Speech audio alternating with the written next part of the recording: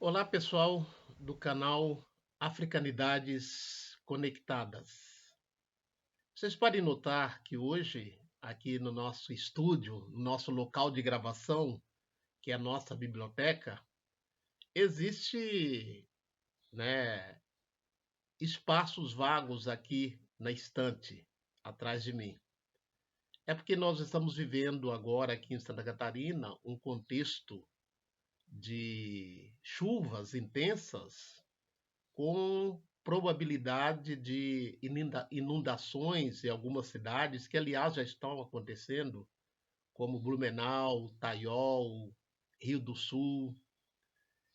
E essas águas que vêm, como nós dizemos, do Alto Vale, do Médio Vale, desembocam aqui na foz do Itajaí a sul e desencadeia no Atlântico. Então há possibilidades de as águas chegarem até aqui, como já chegou uma vez em 2008. Então, por prevenção, a gente tira do alcance das águas os móveis, os livros, os nossos pertences. Então, é por essa razão que o nosso cenário está um pouco diferente hoje. É o mesmo local, mas com algumas ausências. Um assinante nosso solicitou, sugeriu que nós falássemos sobre o que está acontecendo em Burkina Faso. Burkina Faso é um país da África Ocidental, próximo ao Mali, próximo ao Togo, e que passa por questões de instabilidade política. Não só Burkina Faso, como outros países ali da região, como também o Mali, o Níger, né?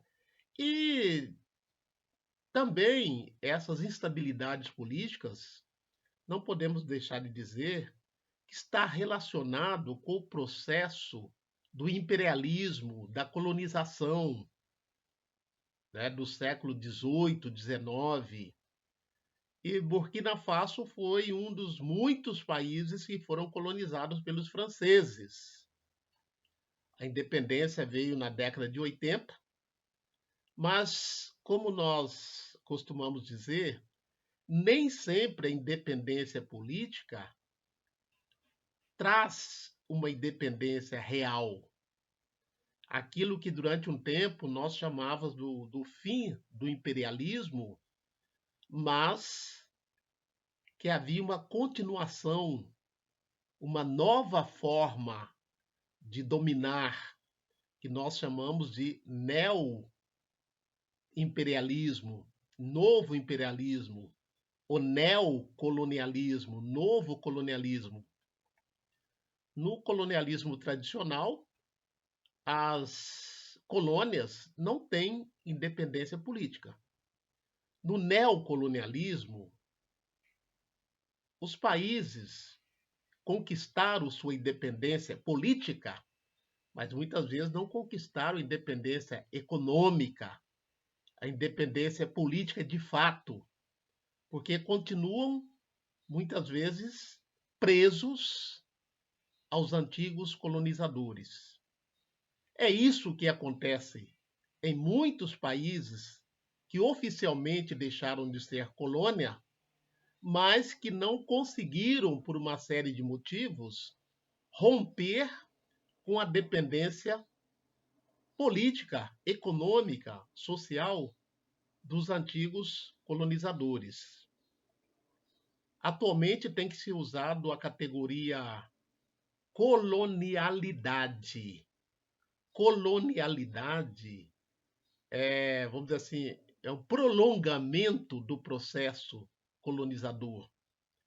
A colonialidade, por exemplo, no pensamento, quando nós continuamos a pensar a partir da referência do pensamento do colonizador.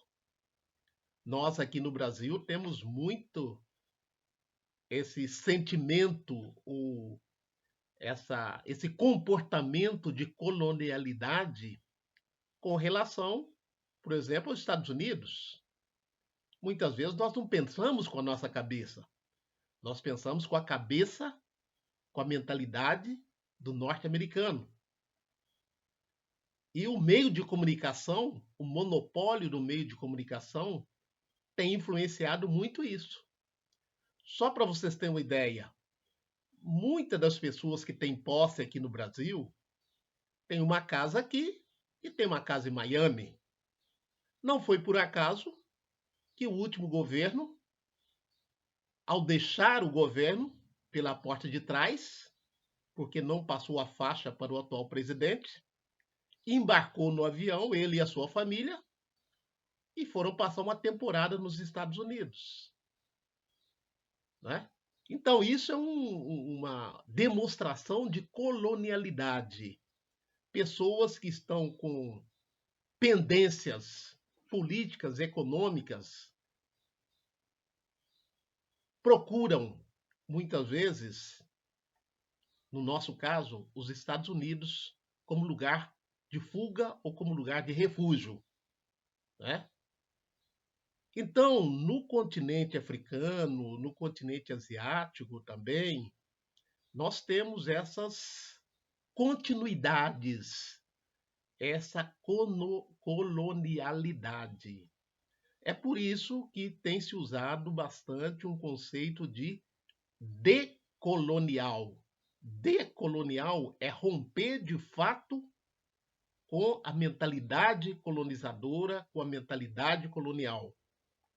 O movimento pan-africanista dos anos 50 e 60 já propunham isso. Entre eles, Thomas Sankara, né? Agostinho Neto, Amílcar Cabral, foram lideranças que preconizaram a necessidade de um rompimento efetivo com as antigas colônias, não apenas de uma forma formal, que preconizaram uma autonomia para as novas nações que emergiram, sobretudo a partir da década de 70, 60, em África, principalmente, e algumas regiões da Ásia. Então, essa estabilidade política existente em alguns países, né, da África e mesmo das Américas está relacionado com essa colonialidade, com esse imperialismo, com esse neocolonialismo. Agora, recentemente, o Ibrahim Traoré, presidente de Burkina Faso, pronunciou-se na ONU apoiando o Níger. O Níger, que está também com problemas políticos, ameaçado pela França, né? E o próprio Ibrahim Traoré disse o seguinte: caso haja uma intervenção militar da França ou de outro país ocidental no Níger, outros países dessa região da África Ocidental estarão do lado do Níger. Se eles têm problemas políticos, eles que resolvam, sem necessariamente a intervenção imperialista vindas de fora. Então, nesse sentido, Ibrahim Traoré, ele representa os ideais do pan-africanismo, a África para os africanos. Thomas Sankara, que foi um grande líder do movimento emancipacionista de Burkina Faso, que antes se chamava Alto Volta, ele preconizava a necessidade de uma autonomia efetiva das jovens nações africanas. Então, esse nosso assinante pediu que a gente estabelecesse uma relação entre Thomas Sankara e essa atitude de Ibrahim Traoré, presidente interino de Burkina Faso. Então, de fato, né, esse pronunciamento dele na ONU revelou essa perspectiva de uma busca real de autonomia para Burkina Faso em relação aos antigos colonizadores, no caso, a França. Nós, nas nossas próximas postagens, falaremos de algumas lideranças do movimento de emancipação das antigas colônias em África a partir da Segunda Grande Guerra Mundial. Nós pouco conhecemos das lideranças que, juntamente com outros, protagonizaram movimentos de independência, movimentos pan-africanistas. Então, nós usaremos, inclusive, uma coletânea de textos organizada por um ex-aluno meu, o Jones Manuel. Ele, juntamente com Gabriel Landim, organizaram uma coletânea de textos em livro denominado A Revolução Africana, né? Então, aqui, inclusive, na capa está Thomas Sankara, né? Thomas Sankara. Então, nós traremos aqui, nas nossas próximas postagens, alguns pensamentos dessas lideranças, que a grande maioria delas morreram ou foram mortas logo após o processo da independência dos países dos quais eles ajudaram a conquistar a liberdade, a independência. Tem um livro do Carlos Moore, denominado A África que Incomoda, que traz muito bem como é que essas lideranças foram assassinadas ou no continente africano ou fora do continente africano. Inclusive, muitas vezes, com a conivência de lideranças locais, porque o colonizador também conseguiu dividir o colonizado. Muitas vezes, as elites que estão no poder governam muito mais em função dos seus interesses do que dos interesses da coletividade. Isso também está no contexto da colonialidade. Eu estou dizendo isso porque nós poucos conhecemos sobre as questões contemporâneas da África. Os nossos meios de comunicação falam muito da Europa, e quando fala de África, fala das mazelas, mas não fala de uma África real, concreta, com as suas tensões internas, é verdade, mas tensões, em sua maioria, decorrente ainda do processo colonizador.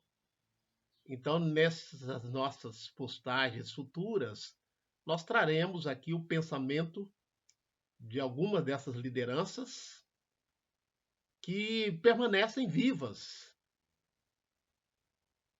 na cabeça de algumas lideranças políticas que continuam, entre aspas, incomodando os que querem continuar vivendo às custas da riqueza de outrem. A África não é pobre. A África está sendo empobrecida em função do imperialismo. Lembrando aqui uma obra da década de 60, final dos anos 50, início dos anos 60, do Walter Rodney, também pan-africanista, intelectual. Ele escreveu uma obra denominada Como a Europa subdesenvolveu a África. Ele fala justamente desse colonialismo, desse imperialismo. Continue conosco, acompanhando, assinando e divulgando o Africanidades Conectadas, agradecendo os comentários, as sugestões. Nós estamos atentos e muito agradecidos com esses que têm nos sugerido temas e trazido comentário e sugestões para as nossas publicações. Axé, grande abraço, afro abraços.